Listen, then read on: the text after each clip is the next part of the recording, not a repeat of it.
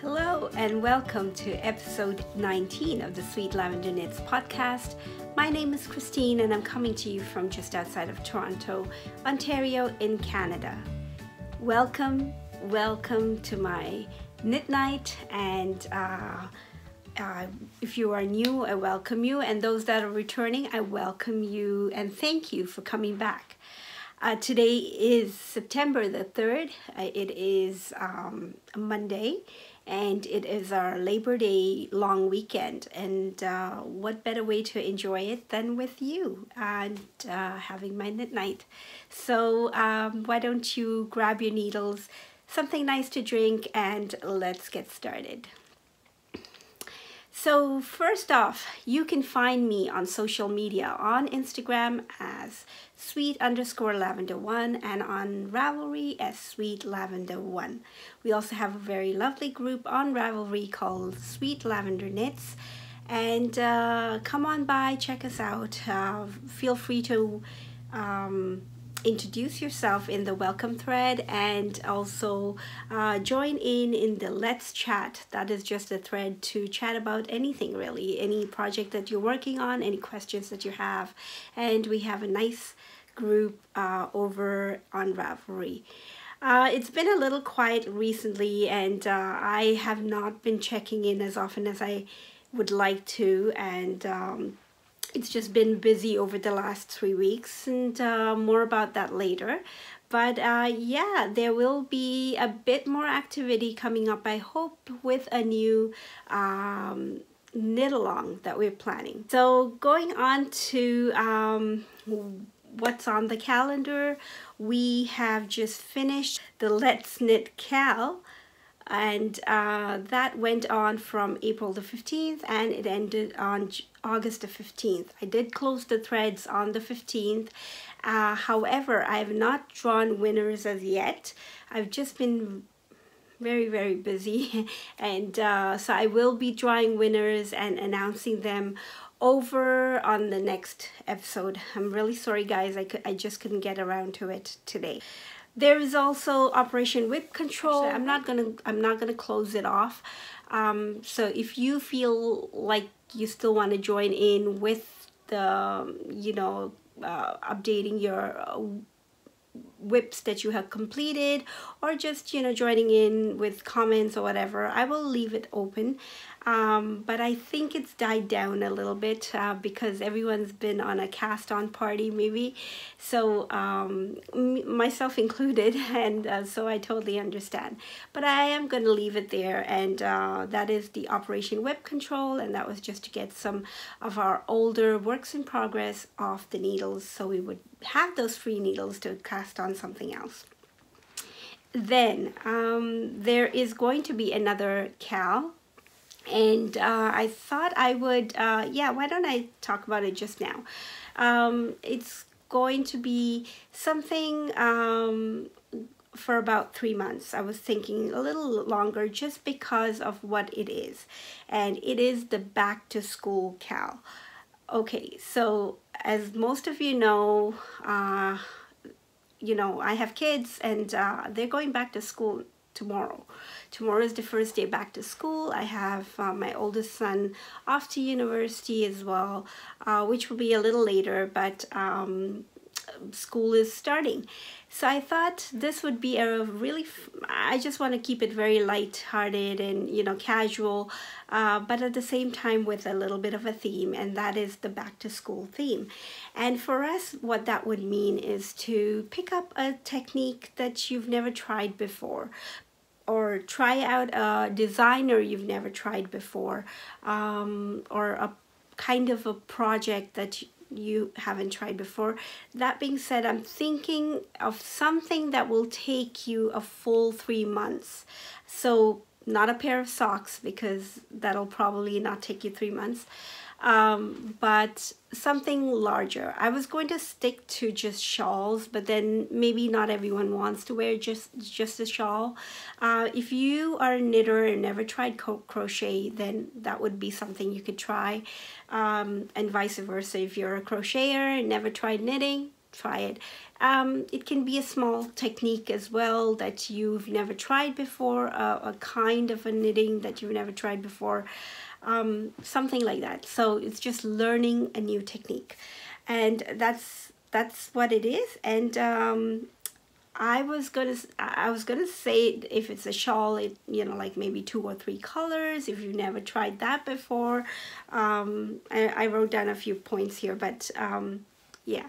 So I'm thinking if we start September the 15th, I kind of got to this a little late. I was hoping to podcast last weekend, didn't happen, so here I am. So just to give you time to, you know, figure out what you want to do, and then maybe get the materials that you need and all of that. So I'm giving you like about 2 weeks to prepare. So September the 15th, we will start a nice round date, and we will end December the 15th. So that'll be done before Christmas and or any of the holidays at the end of the year that you're celebrating, and that way you would have a finished project. It doesn't have to be for you, so you could even try a technique and then, you know, be one of your gifts to somebody. So yes. And on that note, so it's going to be called a Back to School KAL, and that is KAL or CAL, so whatever you fancy. But I do want to say that it has to be something substantial, so something that's going to take you a long time.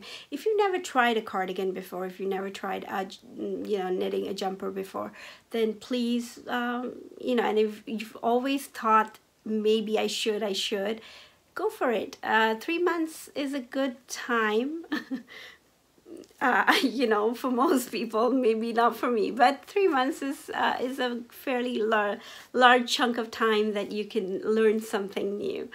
So yes, I will be opening up a thread in a couple of days where you can start, you know, putting your comments down as to what you would like to do, and, you know, just get started. And maybe a month from now, somewhere mid-October, I was thinking we'll do like little you know how they have midterms, so maybe we could do a little draw for a prize midterm as well, or something like that. So I'll build it up as we go along and see how it goes. But it's going to be called the Back to School KAL, and you can hashtag it on Instagram as the SLK for Sweet Lavender Knits, and then Back to School KAL or CAL, depending on which project you're doing.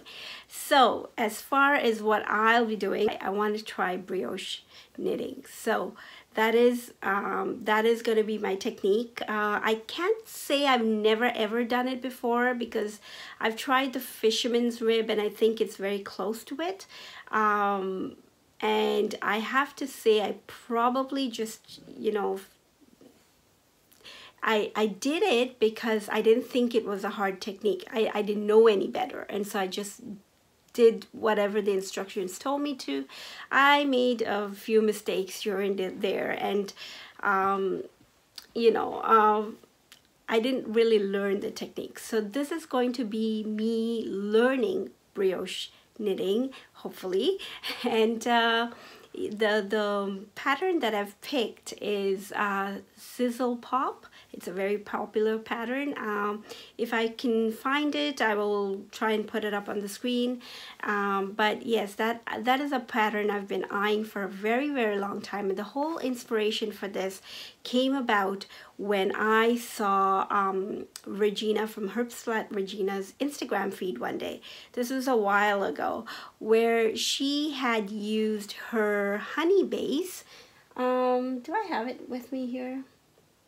No, it's she used her honey, not base, but her honey colorway, and with another, I can't remember what the gray was called, but a very light gray, and the two of them, they're very light, so there isn't much of a contrast, really. Like if you took a, you know how they say when you do a black and white picture, there should be enough contrast to see it.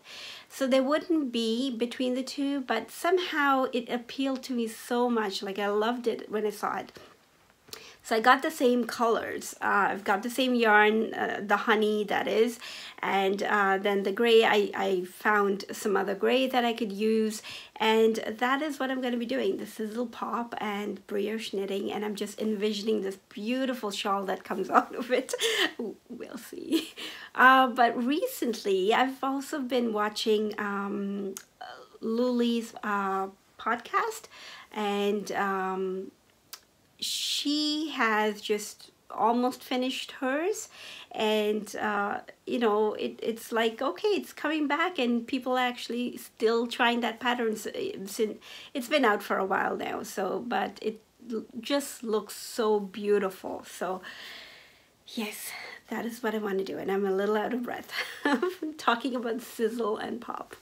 Yes, so please, I hope there will be a few of you who will be interested enough to join in this KAL.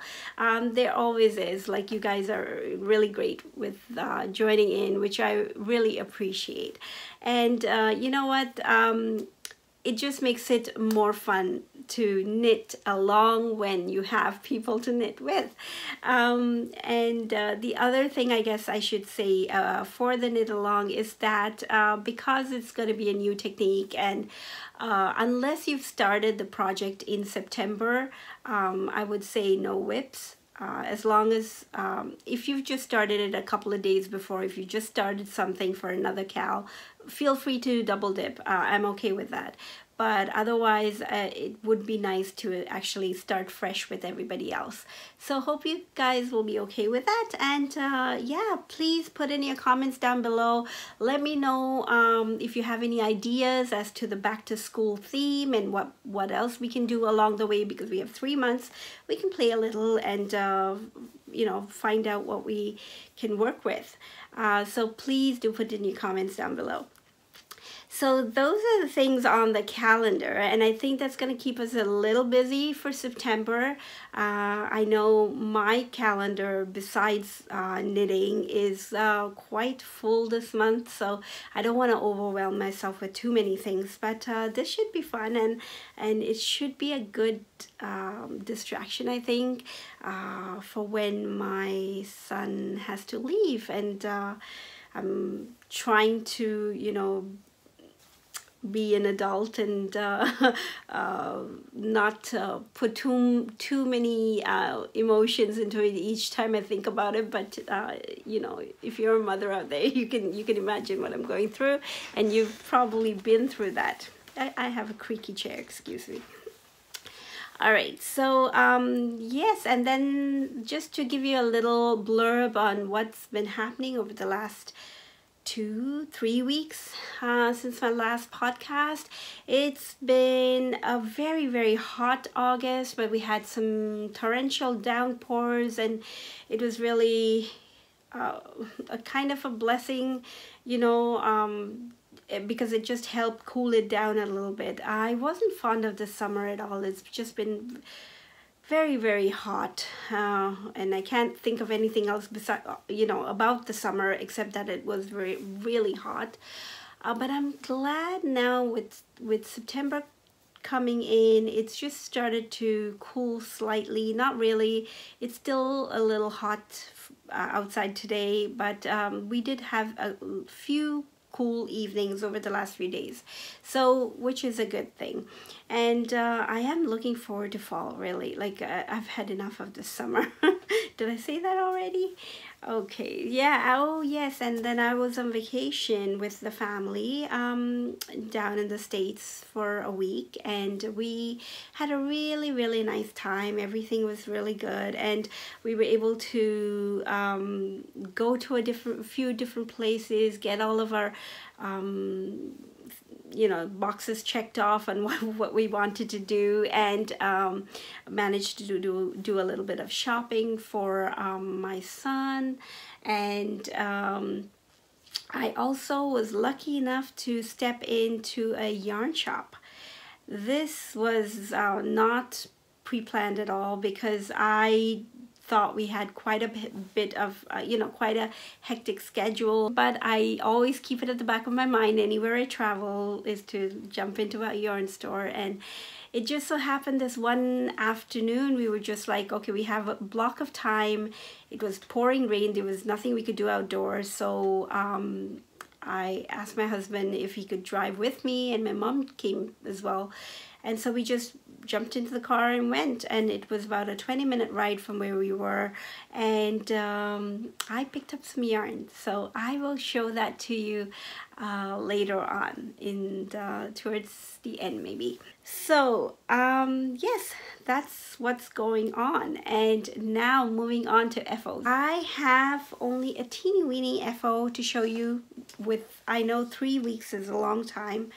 And I have been doing knitting. It's just been very sporadic really, and I think I spent a lot of time starting projects and then casting on and then ripping it out because I just wasn't feeling the project. As soon as I cast it on, I was like, I don't know if I really want to do this with this yarn or this yarn for this project. And you know, so it happened a few times, and then I would, like, you know, sort of think to myself, I could have done like half a sock by now instead of stalling on all this. So, but I do have a tiny FO to show you. All right. So remember these socks, and these I showed you a while ago, my rainbow socks, the shorty socks, and this was a pattern called Espresso Shot Shorty Socks, I think it was, something like that. I'll put it up on the screen. Very nice pattern where I learned how to do the afterthought heel. So I have a cousin who is due to have a baby this month, and I thought I would just do a little welcome baby present. And so here is my FO mama and baby matching socks. So this is my FO, not this. This I've done before, and I decided to give it to her because these came out really nice, and I thought, you know what, I think it looks nice when you have a set. So these are tiny little baby socks that I knit, and they took the least amount of yarn. I have them ready to go for when baby does arrive, and it is a very easy pattern that I got the pair of this sock this done in, I think, about an hour and a half, and it only took me maybe I could have done it in an hour. It took me a little longer because I was trying to figure out if I could do the fish lips kiss heel on this baby sock, and then I, you know, again, same thing, where then I was like, okay, you know what, let me read through the instructions and try out that heel. That heel worked out just as good, and so that's what I stuck with. This is the heel in the pattern. So really nice, cute little socks. And if you have the least bit of yarn and you think it's wonderful yarn, what can I do with it? And if you have a baby or know of somebody who is going to have a baby, I think this is a great pattern. So I will put the pattern up on the screen. I'm sorry I don't have it written out in front of me, and today it's going to be like that because I've not written out my show notes for today. So I'm working with what we had last time, but I'll try to refer to some patterns but not all of them. So yeah, that is my FO for today, these tiny little baby socks, and they came out really cute. You have a little bit of a ribbing on the top, and I just used the 2.25 millimeter needles that I always use for socks, and they took really the least bit of yarn ever. So it was a really how do you say, win-win situation. Yes. Okay, so moving on. Okay, I have a few works in progress to share with you, and some of them, you know, you guys might be bored of it right now, but I do want to update you on how it's going. The first one let's get these ones out of the way, I guess. The first one is my Zweig sweater that I am so in love with it because now I've tried it on. I had to try it on to know how much of the length I wanted, if I wanted to make it longer or what. And I tried it on and I really liked how it fit. There it is. And sorry for the needles clanging. I'll just scroll it down this way and you can see that I've done the ribbing. The last time I showed you I was just above and then I did one repeat before I started the ribbing. So somewhere around there, and then I did the ribbing. So I did the ribbing on the bottom hem, and then I added in the mustard from the yoke as a line on the bottom, just to, you know, tie it in a little bit. I thought, I don't know if that was part of the hem. You know what? After I started knitting the body, I abandoned the project, the pattern a bit, because after this I just wanted to customize it more for the way I wanted it, and nothing wrong with the pattern at all. Please do understand that. It's just that I wanted certain things in there, so I'm just doing what I need done here. So the first thing was to do a split hem, and I did that for the rib on the bottom, and it's not a very deep split. It's just enough for me to so it doesn't look like it's constricting on the bottom, because then it only emphasizes how wide my hips are. And so I like the look of the split hem on my hips. So the other thing is I picked up for the sleeve, I picked up stitches for the sleeve, and I am opting to not continue the textured pattern. Lovely texture, but I'm opting to not put it onto the sleeve. Reason being, I do love the texture, but the reason being because I had to totally customize the numbers on the sleeve for me, and I'm sure I can work out the pattern. The pattern is, as long as it's 4-stitch repeat, it should fit in, but it's because I need to do the ink decreases on the sleeve, and I want to do like a tapered sleeve, and I thought it'll just be a little too fiddly. That was one of the things. The other thing is my arm's already pretty, my upper arm is pretty big already, so any texture on it would just make it appear a little bigger maybe.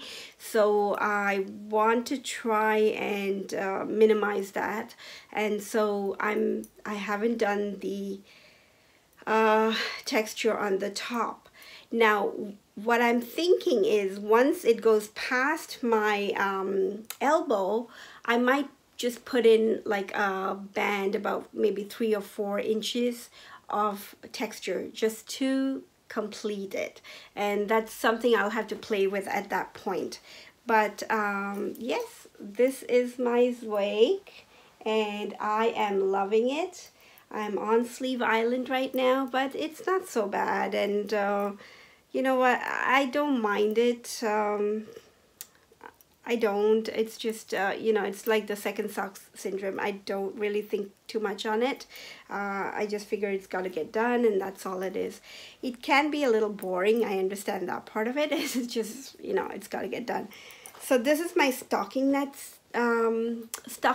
knitting that I need if I need to break it up with something else, which is fine. The second one I want to show you, the second work in progress is... Excuse me, whoops, all these noises today. It's this sock I've been knitting for my son, and I have one finished sock, and this is the lovely yarn by Hugh Loco. It's her backyard chicken collection, and it was a set that came with 2 mini skeins, and my son chose this one. There is another dark blue that he chose this one over that. So Yes, so I started off with a little bit of the contrast yarn. For about 2 rows, I did the Chinese waitress cast on, the 1x1 rib for about 15 rows in total, and then I started my pattern. The rib socks fit him, so I wanted to keep it in the rib theme, and so I just broke it up every 6th row with a line of pearls all the way across, and then continuing on with the pattern. And that was just a pattern that I did, and I like it. It's like a little waffle or you know, blocks kind of thing. I hope you can see that. Love the yarn, by the way. It's really, really nice. The thing with the pattern, and this I mentioned last week, so I will say it again, but I'll give you a little bit of an update on that, is that it's also reversible. So you can have this other pattern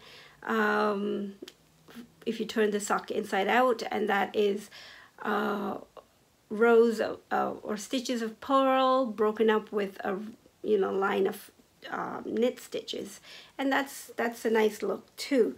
So I was hoping to make reversible socks like I had mentioned the last episode, and so I did Fishnet's Kiss heel in garter stitch, and you know, it looks nice, and then I continued on, and when I got to the toe I just did the normal toe because my son wasn't too thrilled about this other pattern, and so he goes, he'd only be wearing it this way. So I was like, okay, you know what, I'm not going to fiddle with the toe, I'll just do a normal toe. But if you had done a garter stitch toe, you would have reversible socks.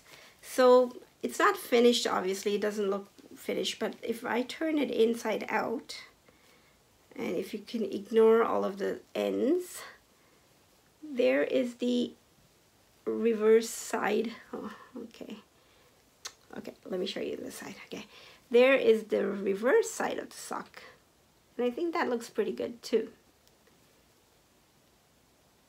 And I could have easily have done, yeah, it looks pretty good. What do you think? So yeah, that is one sock down. So I'm not going to do the reversible sock, but I will do the garter stitch heel for the other sock as well, just to, you know, keep it all looking the same. And here is where I am with the second sock right now, and I finished the ribbing, and now I'm on to the pattern. So that's that. That is the second work in progress, and you know, today I'm a little frazzled. Like I know I want to sit and do a podcast, but I just felt so nervous as to what I'm going to say when the camera starts rolling. So please bear with me if I sound like I'm all over the place. Okay, so here is the next work in progress, and it's the Arrow Caterpillar shawl that I started a while ago, and I'm still working on it. This is a really interesting design. It's more like a cowl really than a shawl, I think. And I'm using some lovely mohair kid silk, as well as this lovely yarn, shibui yarn, and here is what I've done so far. So these holes, these big gaping holes that you see, are intentional, and they're part of the pattern, and I've gone up to the 3rd now, and I believe we have 2 more to go. So I'm getting towards the end. These are all short rows going back and forth, so it doesn't look like I've done a lot, but it's actually quite a bit, and I've been working at it very slowly also. I'm down to the last few markers here, so I'm almost done with all of the increasing, and then when I get to the end I will start decreasing the short rows. So that is the that is what I gathered from the pattern, and the pattern doesn't have any help because it wasn't intended to be in English, I think.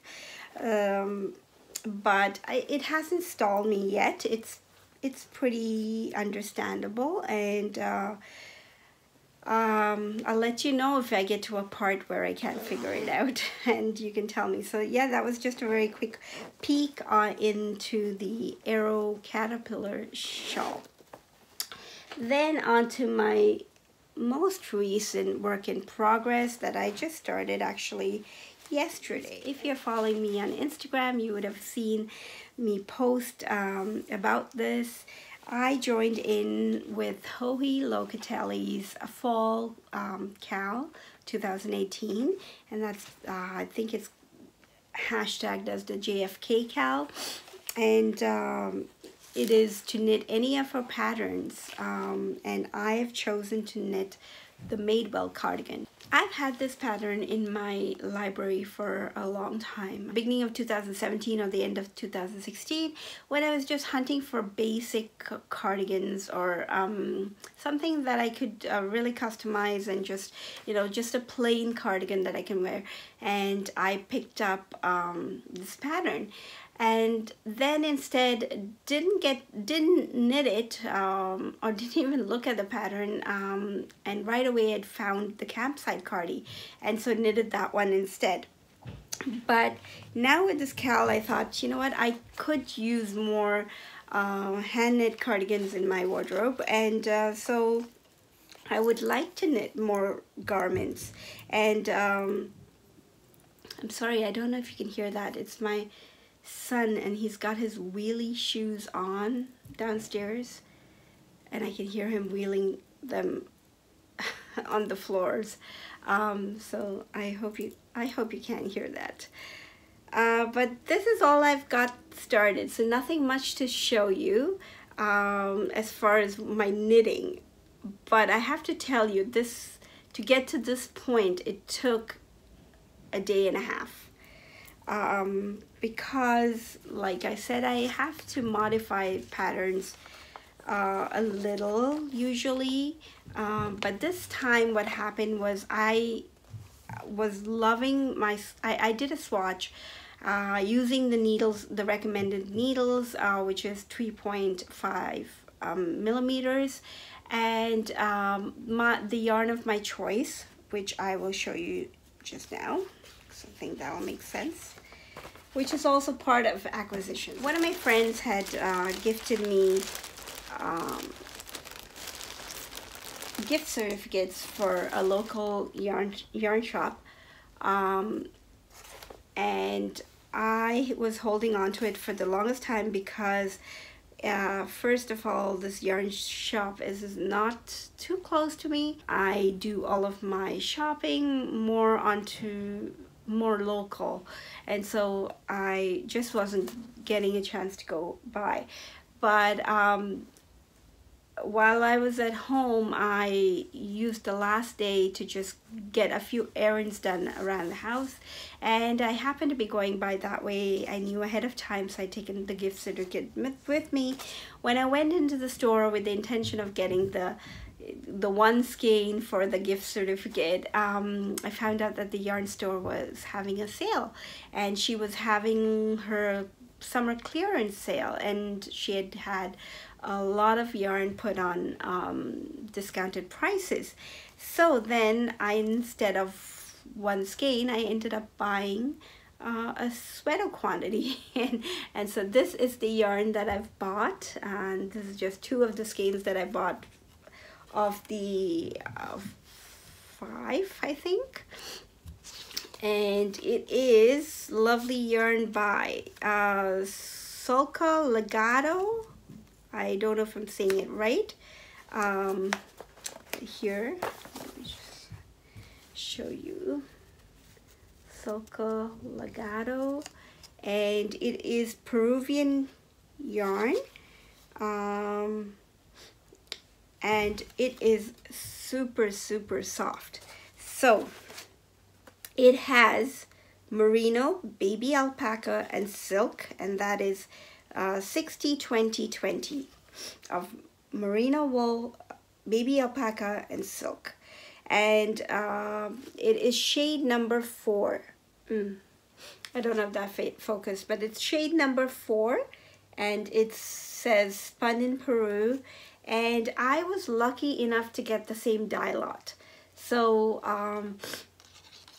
I was a little worried at first, thinking that because they were, you know, I had to search through the bin to try and get the same colors, because the colors that were left were not too many that had enough quantity that I needed. And so when I did find a color that I was okay with, which is this one here, I just picked them up. I didn't even check for dye lot or anything, but it was after when I came home and I told myself, oh, you know what, I'll just I'll alternate the skeins and blend it in, kind of. And then I was just looking at them to see that they are all the same dye lot, which worked out really well for me. So that was a good thing. So the pattern that I've picked is the Madewell Cardigan, and it's by Joji Locatelli. And this is the first time that I'm trying one of Joji's designs. I follow her on Instagram, I have been for a long time. I admire her designs, and I've always wanted to knit the 3-color shawl. But yeah, those are my works in progress. So yes, what took me so long? What took me a day and a half I did a swatch with the yarn on the 3.75 millimeter needles. And it said the gauge once it was blocked, so I blocked it, and I loved the fabric it created. And when I measured the gauge, I was so off. I was totally off. So the gauge was 5.75 stitches per inch and 9 rows per inch. And I had 7 stitches per inch and 8 rows per inch. So I did not want to go up a needle size because it would have just been too loose of a fabric. I didn't want to go down a needle size because I didn't want it to be any more dense. I just wanted it to be the way it was. It was perfect. It was soft. It was nice. So that meant, you know, with my larger size, I was trying to do all of the math, and it took me casting on and frogging it a few times. I lost count of how many, until I stopped doing that and just sat down with a calculator and crunched the numbers in and worked backwards on the pattern and figured out what my cast on number was. So yes, I figured that out around 8 p.m. yesterday evening, and I needed to cast on right away and start, and so that's what I did. And I got to row 2 and I had to stop because it was too late and I needed to do other things. So that's what I have to show you of my Madewell cardigan. It will come along, and it will get done. I'm not setting any deadlines for myself because I just want to enjoy creating this garment, and it is lovely, lovely yarn. Excuse me, I have fluff in my nose now. It is the softest yarn ever. It's really nice, and I think it's a neutral color enough that I will be able to use it for a while with different outfits. And yeah, and it is really soft and warm too, which is nice. So yeah, I'm not setting any deadlines for it. I still have 2 other garments on the needles that I need to finish, but I'm envisioning my Zweig to be done this month, which would leave me just with the other Beaumont cardigan jumper that will take a while because it's got all those cables and it's too hot for me to work on right now. So this Madewell cardigan is what will keep me going till then. So that's it as far as my whips, and now very quickly onto acquisitions, because I do want to share with you what I had picked up while I was in Washington. And it's a little yarn store called Second Story Knits, and it's in Bethesda, Maryland, and they are at 4706 Bethesda Avenue, if anyone's around that area. Excuse me. And yes, this is the yarn that I picked up. So I bought a sweater quantity of this as well, because I just loved the yarn. So I'll just grab two of the skeins to show you. And the ladies were very, very nice and, you know, friendly in there. And I was just browsing by all the things that they had, and we had a little bit of a chat. Unfortunately, I hadn't planned it well enough to like go with my knitting to sit down, and also my husband and my mom were with me, so it would not have been ideal. But yes, sweater quantity, and here's the yarn. It's the Illimani Sabri, I hope I'm saying that right, and it is 85% cotton, organic cotton, and 15% baby alpaca. I've never knit with this yarn before, but when I looked at it, when I saw it, I felt it, and I thought, this is beautiful, and I would like a sweater in it. So plain gray, I know, but it's beautiful yarn, and it's got a little bit of a sheen to it as well, which I'm not sure, it's not picking up too well on the screen. But yeah, it's really nice yarn, so that's what I picked up while I was there. The other thing I got in the mail, and I have to share this with you, is so the same friend who gave me the yarn, the gift certificate for the yarn store, on another occasion gave me an Etsy gift card. So I've been holding on to that for even longer, because I've been trying to find vendors who will accept the gift cards, the Etsy gift cards, who have Etsy shops. And I wanted to buy yarn specifically because that's what she had gifted to me, intending me to buy. And so I wanted to buy yarn, and I came across Noble Ruby Designs, and that is a Etsy shop owned by Selma Brown, and she is Canadian, and unfortunately she only ships to Canada at the moment, but it worked out for me because her shipping was really, really reasonable, and I was able to pick up this yarn.